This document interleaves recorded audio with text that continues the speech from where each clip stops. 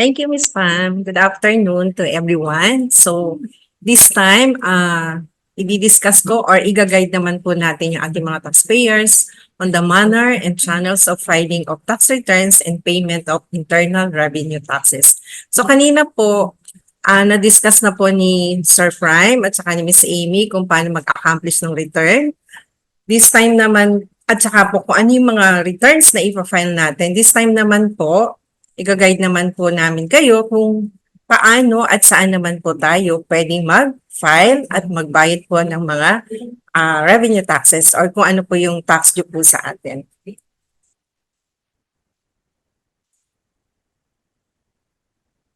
Sandali lang po. Okay. So, saan po ba tayo pwedeng magbayad o mag-file? So, number 1 po, yung pong mga mandated to use the EFPS or the Electronic Filing and Payment System. So, ang filing and payment po sa EFPS. And then, kanina po, na-discuss po ni Ms. Amy. So, pwede po tayong mag-file through EBIR form system. And then, ang payment po sa authorized agent banks or sa ating mga revenue collection officers or RCOs or yung pong available po natin na electronic payment gateways. So, later po, i-discuss po natin yan. And then, dun po sa medyo baka hindi pa po sila familiar, meron po tayong tinatawag na tax software providers o mga TSPs for e-filing of specific tax returns.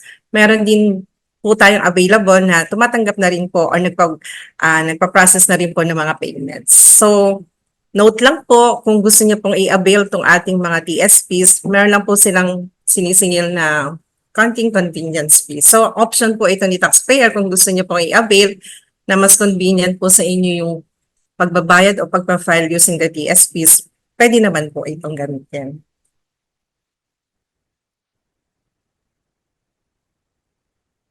So, sino-sino po ba yung mga mandated to use the EBIR forms at saka sa EFPS? So, dito po sa left, dito po sa EBIR forms, ang mga required po or mandated to use the system is the accredited tax agents or yung mga tax practitioners at saka po yung mga clients ng tax practitioners, and then the accredited printers and supplemental receipts and invoices, yung mga audit transactions, yung po mga taxpayers na habitually engaged in the sale of real properties like po yung mga estate developers. So yung may mga voluminous audit transactions, sila, mandated po sila to use the EBIR forms. At dun po sa magpa-file ng mga no payment returns. So mandated po sila gumamit ng EBIR forms system. And then yung mga GOCCs, so your government-owned controlled corporations, local government units, kasama na rin po yung mga barangays. So mandated na po silang gumamit ng EBIR forms, and then the cooperatives, yung NEA at saka po LUA, yung Local Water Utilities Administration. And then for EFPS, so ito po yung TAMP or Tax Account Management Program, taxpayers, and then accredited importers, NGAs or national government agencies, mandated po sila, o licensed local contractors or government bidders, enterprises enjoying fiscal incentives, corporations with paid-up capital stock of 10 million and above, corporations with complete computerized system, and then yung procuring government agencies with respect to withholding of VAT and percentage tax, and then large taxpayers, those who are mandated to use the web-based EDSC system, and then yung pong mga top withholding agents natin. Sa ngayon po, so kanina nga po sinasabi ko, may option po si taxpayer na mag-avail po yung services na ating mga software providers. So sa ngayon po, kung makikita niyo sa screen, meron po tayong mga TSPs na nag-o-offer na po ng kanilang mga services. Nandiyan po si etax.ph. So meron lang po silang mga specific returns na ipaprocess. And then Anantax.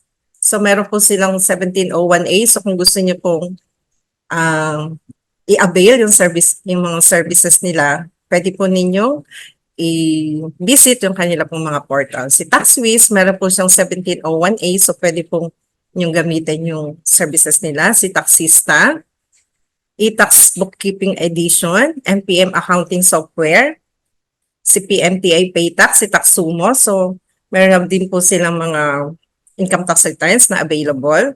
Si OneTax, ganun din po. Medyo marami po sa kanila.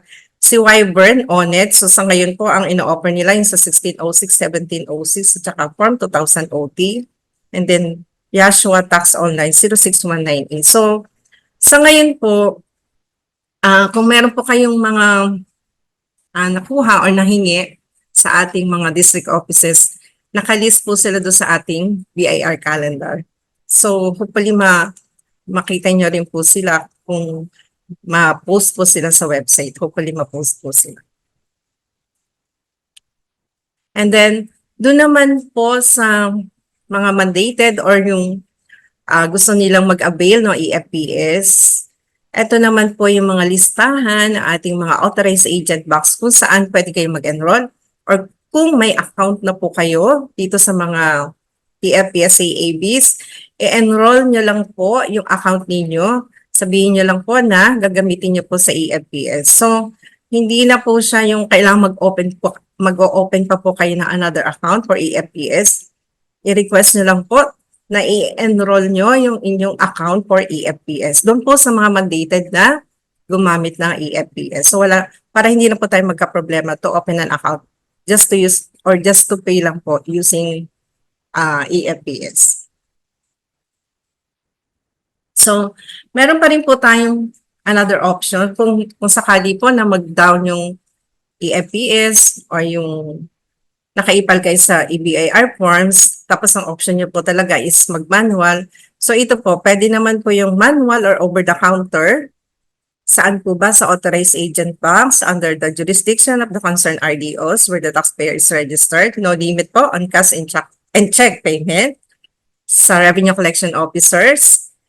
Yung po sa ngayon po yung existing po natin na policy, up to 20,000 lang po yung pwede nilang i-accept na cash payment for security reason po. Kung merong malapit po kasi na authorized agent bank, mas prefer po na doon po kayo magbabayad para po wala pong hawak na malaking pera yung ating mga RCOs. So pwede naman po kung may check payment din po, pwede naman po wala pong limit as to check payment. So dito naman po kung mag-a-avail po yung ating mga taxpayers ng electronic payment or electronic payment gateways. Sa ngayon po, 3 bangko yung pwede nyo pong ma-visit sa aming website, yung Union Bank Philippines Online or the Portal Payment Facilities. Yung online po for individuals na meron pong account sa Union Bank. Yung naman pong the Portal Payment Facility, ito naman po yung mga corporate account.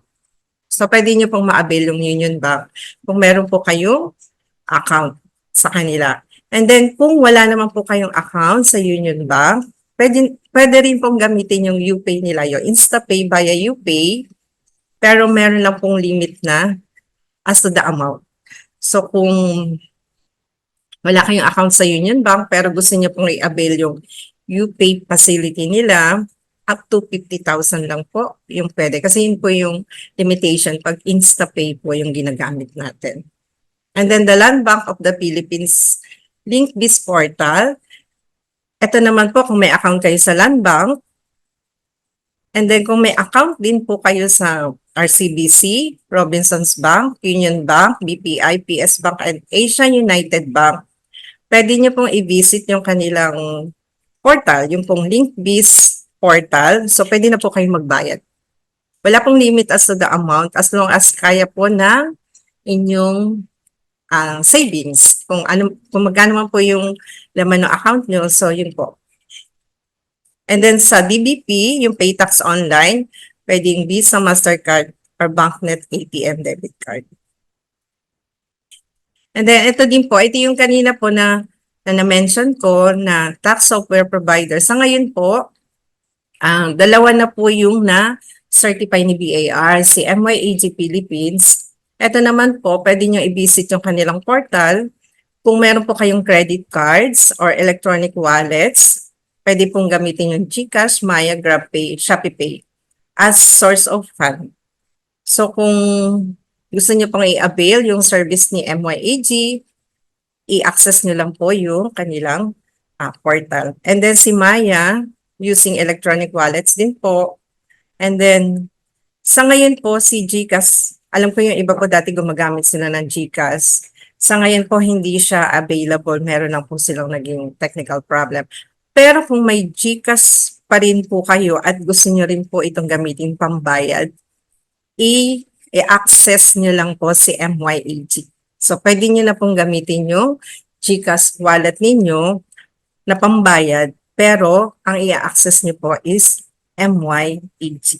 So, yan po. So, kung meron kayong e-wallet, kung merong laman yung wallets nyo sa GCash, Maya, GrabPay, ShopeePay, pwede pa rin po sa MYAG. Kung Maya lang po ang account nyo, pwede pong i-access nyo yung kanilang magda-download lang po kayo ng kanilang application. So kung magbabayad po kayo online, i-visit nyo lang po yung BIR website, i-click nyo lang po yung ePay, tapos nalabas na po lahat ng mga e-payment gateways na na-mention ko kanina.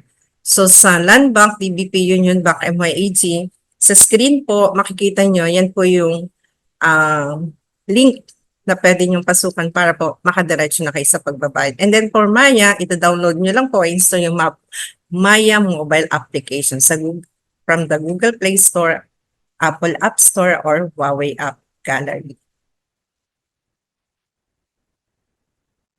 So ito po, reminder lang po, taxpayers mandated to use EFPS but not yet enrolled in EFPS and have not yet enrolled in any EFPS CAB kanina yung sa listahan po. Yan po yung as mentioned din po kanina ni Ms. Amy, gagamit po tayo ng EBIR forms pag-file natin ng returns, and then yung po na-mention kanina na pwede naman po tayong mag-manual sa ating authorized agent bank or sa ating mga revenue collection officers.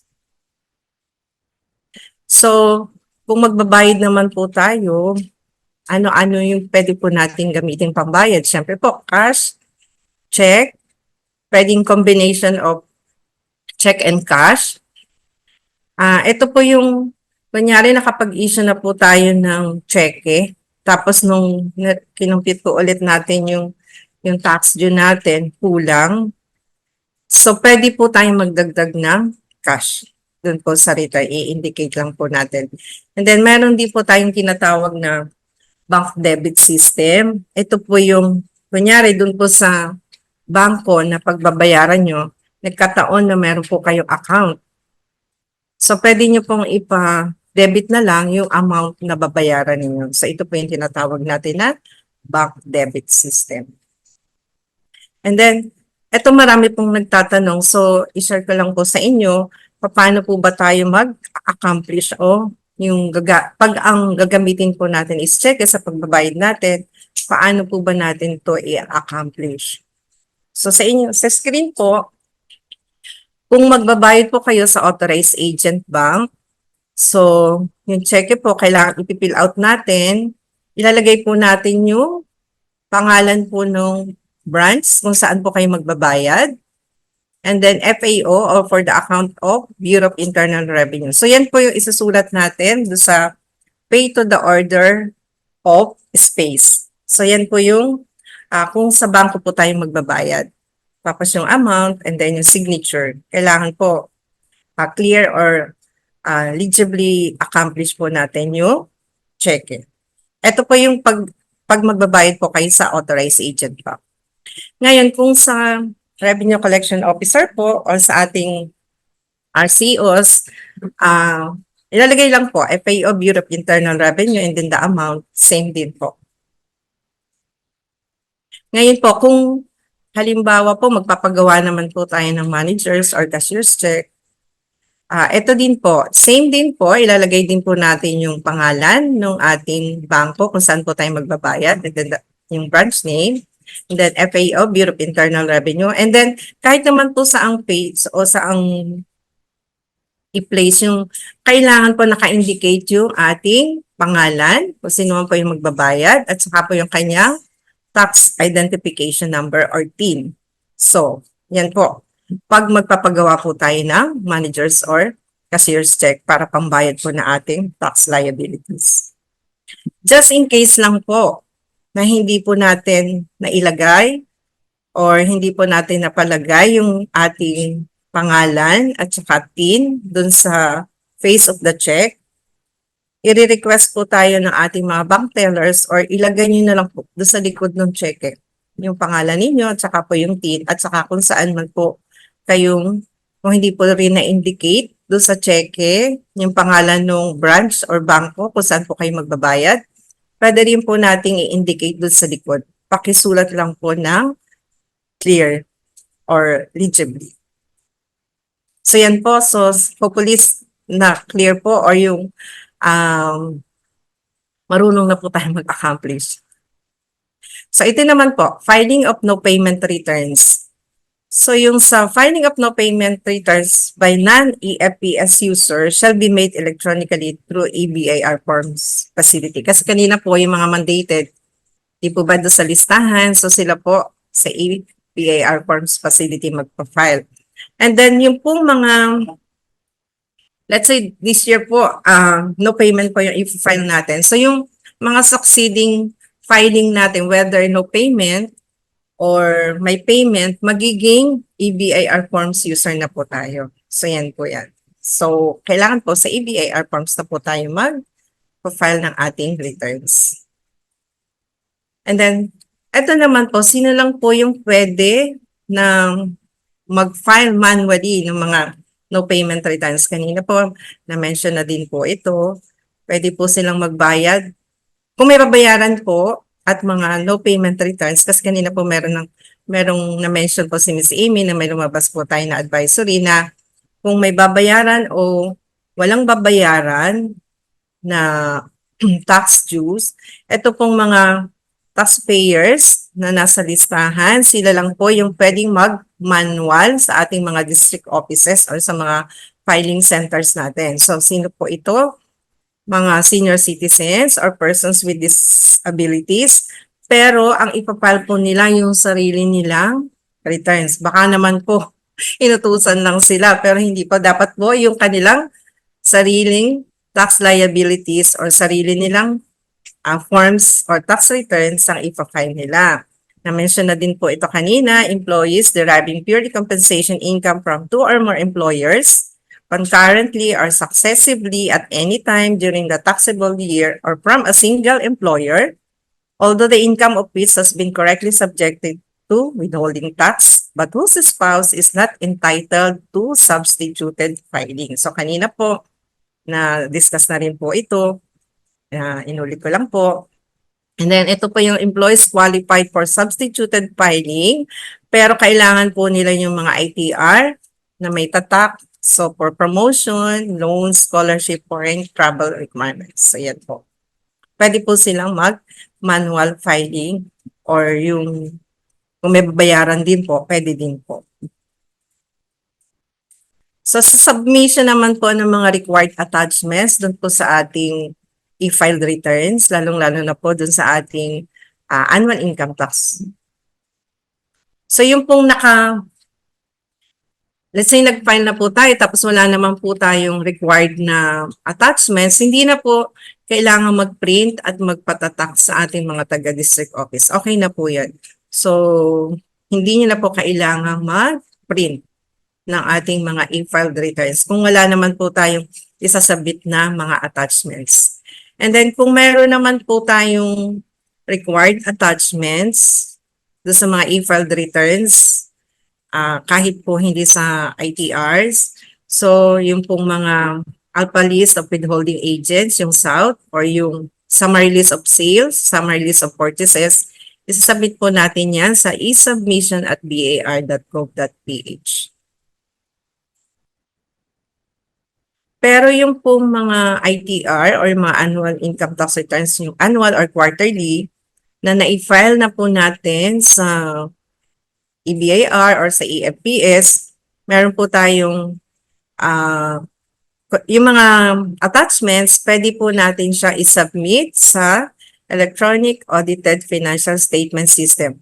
Later po, ito po i-discuss ng detailed na ating po susunod na speaker.